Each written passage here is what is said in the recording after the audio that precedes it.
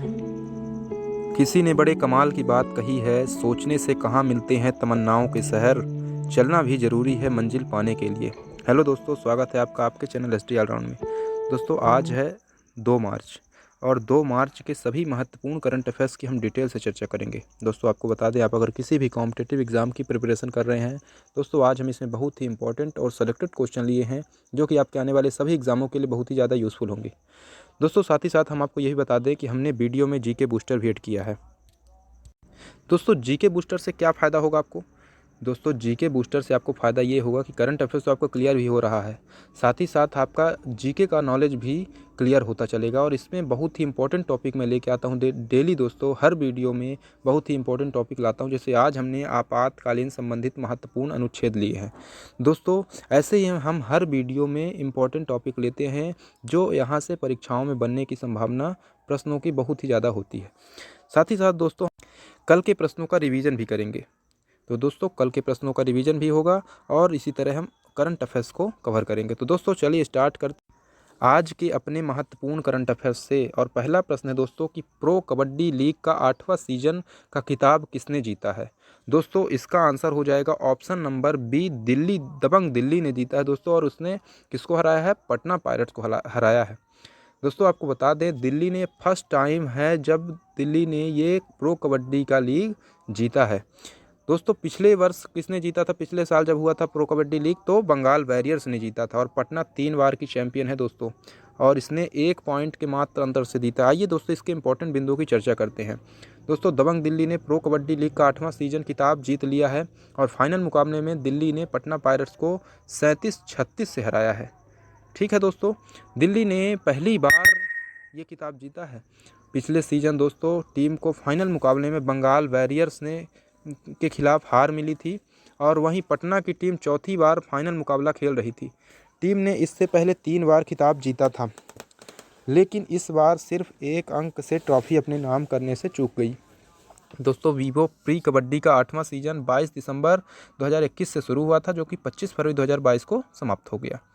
तो दोस्तों ये था इंपॉर्टेंट प्रश्न। चलिए बढ़ते हैं दूसरे प्रश्न की ओर। उससे पहले प्लीज़ दोस्तों हमारे चैनल को सब्सक्राइब कर दीजिए, बेल आइकन प्रेस कर दीजिए, जिससे आने वाली वीडियो का नोटिफिकेशन आपको मिल जाए। साथ ही साथ दोस्तों अगर वीडियो पसंद आए तो प्लीज़ लाइक, शेयर और कमेंट जरूर करिएगा। दूसरा प्रश्न है दोस्तों कि भारतीय प्रतिभूति और विनिमय बोर्ड सेबी की पहली महिला अध्यक्ष। दोस्तों वेरी इंपॉर्टेंट क्वेश्चन है, नोट करिएगा इसको, कि पहली महिला अध्यक्ष बनी है और इनका नाम है दोस्तों माधवीपुरी बुच। ठीक है, इनको ध्यान रखें कि यह इनकी फ़ोटो है दोस्तों, तो इनको देख सकते हैं आप। दूसरा दोस्तों जो इसके महत्वपूर्ण बिंदु हैं, तो 28 फरवरी 2022 को माधवीपुरी बुच को भारतीय प्रतिभूति एवं विनिमय board security exchange board of India SEBI की क्या चुना गया है? इनको पहली महिला प्रमुख हैं और नियामक निकाय की अध्यक्षता करने वाली पहली गैर आईएएस भी है। ये भी आपने ध्यान रखना है। दोस्तों आपको बता दें कि सेबी के मौजूदा चेयरमैन अजय त्यागी का कार्यकाल 28 फरवरी को ही खत्म हो गया है। उन्होंने 5 साल तक अध्यक्ष के रूप में कार्य किया है। और आपको बता दें कि माधवीपुरी बुच हैं, उनको वित्तीय बाजारों में 3 दशकों से अधिक का अनुभव है और वह 5 अप्रैल 2017 और 4 अक्टूबर से 4 अक्टूबर 2021 के बीच सेबी की पूर्णकालिक सदस्य भी थी। तो दोस्तों ये बात थी इस क्वेश्चन के बारे में, माधवीपुरी बुच। अब आइए दोस्तों आपको बताते हैं कि भारतीय प्रतिभूति विनिमय बोर्ड अर्थात सेबी क्या है। दोस्तों भारतीय प्रतिभूति और विनिमय बोर्ड सेबी भारतीय विनिमय बोर्ड अधिनियम 1992 के प्रावधानों के तहत 12 अप्रैल 1992 को स्थापित एक वैधानिक निकाय है। सेबी का उद्देशिका में सेबी के मूल कार्यों में प्रतिभूतियों में निवेश करने वाले निवेशकों के हितों का संरक्षण, प्रतिभूति बाजार के विकास का अध्ययन करना और उसे विनियमित करना और उसे संबंधित उसके अनुषंगिक विषयों का प्रावधान करना है। इसका मुख्यालय दोस्तों मुंबई में है और इसका क्षेत्रीय कार्यालय की बात करें तो अहमदाबाद, कोलकाता, चेन्नई, दिल्ली में स्थित है। सभी बोर्डों में एक अध्यक्ष होता था और कई अन्य पूर्णकालिक सदस्य, अंशकालिक सदस्य होते हैं। तो ये भी आपको ध्यान रखना है। चलिए बढ़ते तीसरे प्रश्न की ओर। तीसरा प्रश्न है कि किस संघ ने रूस के राष्ट्रपति व्लादिमीर पुतिन को अध्यक्ष पद से निलंबित कर दिया है? दोस्तों इसका आंसर होगा अंतर्राष्ट्रीय जूडो महासंघ ने। आइए दोस्तों इसके बारे में इंपॉर्टेंट बिंदु की चर्चा करते हैं। रूस और यूक्रेन के बीच दोस्तों इस समय बहुत ही भयंकर युद्ध चल रहा है और यूक्रेन पर उसके आक्रमण के बाद रूस के राष्ट्रपति व्लादिमीर पुतिन को अंतर्राष्ट्रीय जूडो महासंघ के मानद अध्यक्ष के पद से निलंबित कर दिया गया है। आपको बता दें दोस्तों कि ब्लैक बेल्ट धारक पुतिन 8वें डैन से सम्मानित होने वाले पहले रूसी बने थे। अब बढ़ते हैं चौथे प्रश्न की ओर। भारतीय भाषाओं के प्रचार पर जोर देने के लिए भाषा सर्टिफिकेट सेल्फी अभियान को किस मंत्रालय ने शुरू किया है? दोस्तों इसका आंसर हो जाएगा ऑप्शन नंबर ए, शिक्षा मंत्रालय ने शुरू किया है। शिक्षा मंत्रालय किसके पास है दोस्तों? तो धर्मेंद्र प्रधान, आपको ध्यान रखना है, धर्मेंद्र प्रधान है शिक्षा मंत्रालय इनके पास है। चलिए अब बढ़ते हैं इसके इम्पोर्टेंट बिंदु की ओर। भाषा प्रमाण पत्र सेल्फी अभियान शिक्षा मंत्रालय द्वारा बहुभाषावाद को बढ़ावा देने और सांस्कृतिक विविधता को प्रोत्साहित करने के उद्देश्य से शुरू किया गया है, ताकि एक भारत श्रेष्ठ भारत की भावना को बढ़ावा दिया जा सके। भारत का सर्टिफिकेट सेल्फी अभियान लोगों को अपने सोशल मीडिया अकाउंट पर अपने सर्टिफिकेट के साथ सेल्फी पोस्ट करते समय भाषा सर्टिफिकेट सेल्फी का इस्तेमाल हैशटैग के साथ करना है प्रोत्साहित करती है। वर्तमान समय में दोस्तों धर्मेंद्र प्रधान शिक्षा मंत्री हैं, केंद्रीय शिक्षा मंत्री हैं। पांचवा है दोस्तों कि टेनिस टूर्नामेंट मैक्सिकन ओपन 2022 का किस खिलाड़ी ने जीता है? तो इसका आंसर हो जाएगा option number A, Rafael Nadal ने। और दोस्तों राफेल नडाल, आइए इनके बारे में इंपॉर्टेंट बिंदु चर्चा करते हैं। स्पेन के टेनिस खिलाड़ी हैं राफेल नडाल। इन्होंने ब्रिटिश खिलाड़ी कैमरून नोरी को टूर्नामेंट के फाइनल में 6-4, 6-4 से हराकर मैक्सिकन ओपन 2022 को जीत लिया है। पुरुष युगल इस खिताब के विजेता स्पेन के फिलिसियानो लोपेज और ग्रीस के स्टेफानोस सित्सिपास हैं। छठवें प्रश्न की ओर बढ़ते हैं दोस्तों। छठवां प्रश्न है कि हर साल शून्य भेदभाव, यहाँ शून्य लिखा है, शून्य भेदभाव दिवस कब मनाया जाता है? तो दोस्तों ये मनाया जाता है हर साल 1 मार्च को। ऑप्शन नंबर सी होगा इसका आंसर। हर साल 1 मार्च को विश्व स्तर पर 1 मार्च को शून्य भेदभाव दिवस के रूप में मनाया जाता है। और इस साल इसकी theme remove laws that harm, create laws that empower है। कानून के समक्ष और आम लोगों के व्यवहार में समानता को बढ़ावा देने के उद्देश्य से यह दिवस मनाया जाता है। दोस्तों यह दिवस आयु, लिंग, स्वास्थ्य स्थिति, रंग, नस्ल, व्यवसाय, यौन अभिविन्यास, धर्म और जातीयता आदि आधारों पर किसी भी प्रकार के भेदभाव को जल्द से जल्द खत्म करने के लिए तत्काल कार्यवाही की आवश्यकता पर जोर देता है। दोस्तों अब इस प्रश्न में क्या है कि दिवस से संबंधित तो महत्वपूर्ण दिवस के बारे में आपको बताते हैं दोस्तों, जो कि बहुत ज़्यादा इम्पोर्टेंट है। तो पिछले जो महत्वपूर्ण दिवस हैं दोस्तों कौन कौन से हैं, आइए इनके बारे में आपको बताते हैं।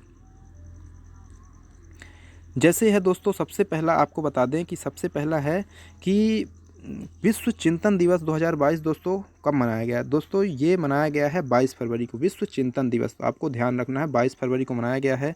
उसके अलावा दोस्तों अंतर्राष्ट्रीय मातृभाषा दिवस ये कब मनाया गया? तो दोस्तों ये 21 फरवरी को मनाया गया है। कब मनाया गया है? 21 फरवरी को। साथ ही साथ इसके अलावा विश्व सामाजिक न्याय दिवस ये कब मनाया गया है दोस्तों? तो विश्व सामाजिक न्याय दिवस 20 फरवरी को मनाया गया है। ठीक है ना, तो ये इंपॉर्टेंट डेज आपको ध्यान रखने हैं। अब दोस्तों चलिए हम बढ़ते हैं जीके बूस्टर की ओर। और आज का जीके बूस्टर हमने क्या बताया? आपातकालीन संबंधित महत्वपूर्ण अनुच्छेद है दोस्तों। 352 में है आपातकाल की घोषणा के बारे में बताया गया है। वहीं 353 की बात करें तो 353 में है दोस्तों आपातकाल लागू होने के प्रभाव क्या होंगे, इसके बारे में डिटेल से बताया गया। वहीं 354 में आपातकाल की घोषणा जारी रहते राजस्व वितरण से संबंधित प्रावधानों को लागू होना भी बताया गया है। 355 में क्या है? राज्यों की बाहरी आक्रमण तथा आंतरिक सुरक्षा संबंधी संघ के कर्तव्य हैं। और 356 में दोस्तों राज्यों में संवैधानिक तंत्र की विफलता की स्थिति संबंधी प्रावधान किए गए हैं और इसके अंतर्गत राष्ट्रपति शासन लगाया जाता है। 357 में दोस्तों क्या है? 357 से 56 की जो जारी घोषणा के बाद विधायी शक्तियों का प्रयोग के बारे में बताया गया है। 358 में आपातकाल में अनुच्छेद 19 के प्रावधानों का अध्ययन के बताया गया है। वही 359 में आपातकाल में भाग 3 में प्रदत्त अधिकारों को लागू करना, स्थगित करना बताया गया। और 360 की बात करें तो वित्तीय आपातकाल संबंधी प्रावधान दिए गए। इनमें से दोस्तों इंपॉर्टेंट आपको ध्यान रखने हैं जो 352 है, इंपॉर्टेंट, वेरी इंपॉर्टेंट, जो कि आपातकाल की घोषणा करता है, राष्ट्रीय आपातकाल। 356 है दोस्तों जो राज्य में संवैधानिक तंत्र की विफलता की स्थिति से राष्ट्रपति शासन बोलते हैं राज्य में। और 360 ये कई बार प्रश्नों को पूछा गया पेपर में, 360 वित्तीय आपातकाल संबंधी। दोस्तों चलिए बढ़ते हैं, शेयर जरूर करिए दोस्तों, वीडियो को पसंद आए तो लाइक भी कीजिए। और कल के प्रश्नों को रिवीजन करते हैं दोस्तों। हर साल राष्ट्रीय विज्ञान दिवस कब मनाया जाता है? तो दोस्तों ये 28 फरवरी को। यूक्रेन से भारतीय छात्रों को वापस लाने के लिए कौन सा ऑपरेशन शुरू किया गया? ऑपरेशन गंगा। राष्ट्रीय ई गवर्नेंस डिवीज़न के नए सीईओ कौन बने? अभिषेक सिंह बने हैं। वहीं चर्चा में रहा स्विफ्ट क्या है? वैश्विक पेमेंट सिस्टम है। 58वीं सीनियर राष्ट्रीय शतरंज चैंपियनशिप 2022 का मेजबान शहर है कानपुर। और अंतर्राष्ट्रीय बौद्धिक संपदा सूचकांक 2022 में भारत किस स्थान पर रहा? 43 स्थान पर रहा। दोस्तों धन्यवाद, मिलते कल नए प्रश्नों के साथ। तब तक के लिए प्लीज़ दोस्तों वीडियो को लाइक कीजिए, शेयर कीजिए और कमेंट जरूर करिए दोस्तों, और पसंद आए तो प्लीज़ चैनल को सब्सक्राइब कर लीजिए, बेल आइकन प्रेस करिए, जिससे आने वाली सभी वीडियो का नोटिफिकेशन आपको मिल जाए। और तब तक दोस्तों अपना ध्यान रखिए, ख्याल रखिए, ऐसे ही हमारे साथ बने रहिए।